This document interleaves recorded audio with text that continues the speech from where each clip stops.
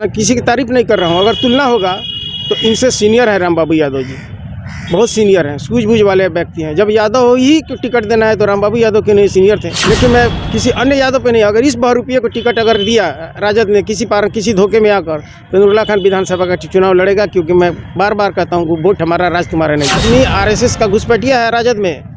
मैं एक चीज़ और खुलासा कर देना चाहता हूँ, ये RSS का घुसपैठिया है, ये रात के अंधेरे में सांसद से मिलता है। और विधायक जी पर भी मैं आपके सोशल मीडिया के माध्यम से ये बताना चाहूँगा कि अगर ये घोटाला हो गया रहता तो आपके कुर्सी पर भी खतरा था। क्या कहिएगा जो सूर्य यादव जी बोले हैं कि रक्सौल में गली गली में काम हो रहा है, हर एक वार्ड में काम किया जा रहा है, और आप कहते हैं कि कम में नहीं होता है?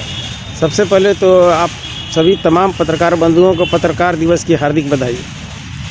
मैंने भी आप लोगों का एक फुटेज देखा है जो सुरेश यादव जी अपने राजद कार्यालय में दे रहे हैं, भाषण के बीच में, जैसा कि उनकी आदत है कि वो आत्ममुक्त होकर अपना आत्म प्रचार करते हैं और कह रहे हैं कि जो 25 साल में नहीं हुआ वो अब हो रहा है। तो निश्चित रूप से 25 साल में जो नहीं हुआ वो अब हो रहा है। इस मायने में हो रहा है कि आपके कैबिनेट के लोग आपसे नाराज़ हैं, आप स्टैंडिंग कमेटी में भी आपकी मां बहुमत में नहीं है। उसके बाद कई पार्षद सोशल मीडिया पर आकर 1 साल बेमिसाल अपने छाती पीट कर दुखड़ा रो रहे हैं। और जो आप कह रहे हैं कि बहुत सफाई हो रही है, तो छठ और दिवाली पर रक्सौल की जनता ने देखा है कि क्या सफाई हुई है। इतिहास में पहली बार गंदगी के अंबार पर हिंदुओं के आस्था का महान पर्व मनाया गया है, गंदगी के अंबार पर। और आप कहते हैं कि सफाई हो रही है। सफाई अगर हो रही है तो रक्सौल नगर परिषद के फंड की सफाई हो रही है, वहाँ से किन प्रकार लूट कर पॉकेट में भरने की सफाई हो रही है। आपकी माता श्री द्रौपदी देवी जो वर्तमान में सभापति महोदया है, स्टैंडिंग कमेटी में ये पारित करती हैं कि NGO को जो है वो काम नहीं किया, उसको पैसा नहीं दिया जाएगा। मनीष कुमार इसके पहले जो तत्कालीन EO थे, उनके खिलाफ जो आपका ये स्टैंडिंग कमेटी का आदेश पारित होता है उसको इम्प्लीमेंट नहीं करते हैं तो आप हाई कोर्ट जाते हैं। और फिर ऐसा क्या होता है कि उसी NGO को आप थूक कर चाटते हैं। मैं सब कहता हूँ कि आपकी माता और आपने थूक कर चाटा और फिर उसी NGO को पेमेंट करवाते हैं। तो क्या ये बिना 19-20 किए हो सकता है? यही तो सफाई हो रही है, नगर परिषद के पैसे की लूट और बंदरबाट की सफाई हो रही है। और दुर्भाग्य है कि ऐसा ठग डपोर संखी आदमी, अति महत्वाकांक्षी आदमी, किन प्रकार कुछ हमारी गलती, कुछ रक्सौल की जनता की गलती की वजह से रक्सौल की छाती पर काबिज हो गया है और अपनी साक्षर माता के कंधे पर बंदूक रखकर ये रक्सौल के खजाने पर गिद्ध दृष्टि बनाया हुआ है ताकि ये रक्सौल या अपने विधानसभा का राजनीति चमका सके। इसके अलावा इसके पास कोई विजन नहीं है।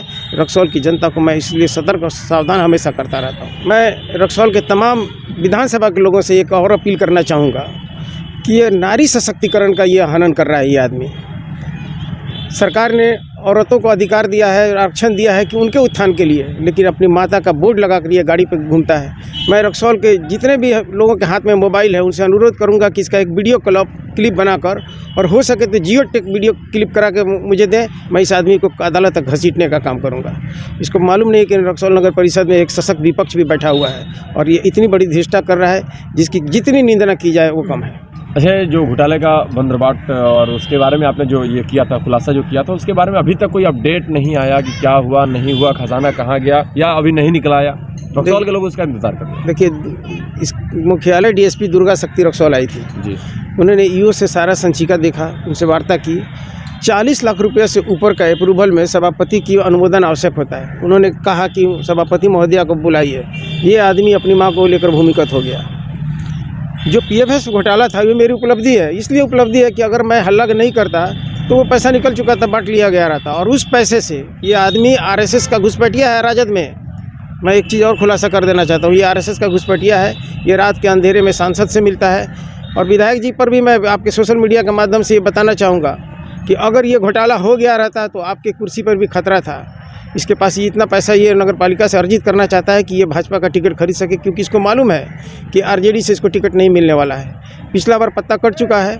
और RJD या कोई भी पार्टी किसी भी निकाय चुनाव में जो लोग चुनाव जीते हैं, आपने कभी देखा है किसी प्रमुख को टिकट देते हुए RJD को? आपने कभी देखा है किसी चेयरमैन को टिकट देते हुए RJD को या कोई पार्टी को? निकाय एक अलग स्वायत्त संस्था है। इसमें जो लोग आते हैं इनकी मानसिकता अलग होती है, विधानसभा के स्तर की मानसिकता अलग होती है। और राजद ने बखूबी ये चीज़ जानते हैं। और हमारे जैसे लोग ये चीज़ लालू यादव और तेजस्वी यादव तक ये पहुंचा चुके हैं कि ये बहुरूपिया है।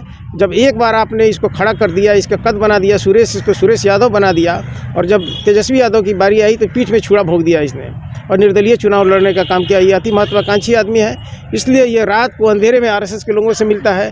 आरएसएस के लोग इसको साल उड़ाकर सम्मानित कर रहे हैं। यह बहुत जगह पर बहुत सारे फुटेज है आरएसएस के लोगों से मिलते हुए। ये संज्ञान में तेजस्वी के भी है और लालू यादव के भी है। इसलिए मैं राजद के लोगों से भी अपील करना चाहूँगा कि इसके बहकावे में मत आइए। लेकिन किन्हीं कारणों से इन प्रकार अगर बरगला कर इसको राजद टिकट दिया तो नूरुल्लाह खान रक्सौल विधानसभा का चुनाव लड़ेगा।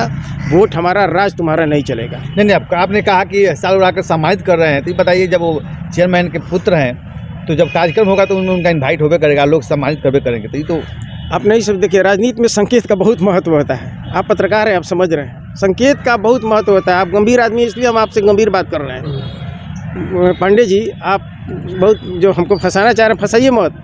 संकेत समझिए क्या है, और मैं उसी संकेत के परिप्रेक्ष्य में जवाब दिया हूँ। अब मैं एक चीज़ थोड़ा बढ़ के बता रहा हूँ, किसी की तारीफ नहीं कर रहा हूँ। अगर तुलना होगा तो इनसे सीनियर है रामबाबू यादव जी, बहुत सीनियर हैं, सूझबूझ वाले व्यक्ति हैं। जब यादव ही को टिकट देना है तो रामबाबू यादव के नहीं सीनियर थे, क्यों नहीं? लेकिन मैं किसी अन्य यादव पे नहीं, अगर इस बहुरूपिये को टिकट अगर दिया राजद ने किसी धोखे में आकर, तो नूरुल्लाह खान विधानसभा का चुनाव लड़ेगा। क्योंकि मैं बार बार कहता हूँ, वोट हमारा, राज तुम्हारा नहीं चलेगा।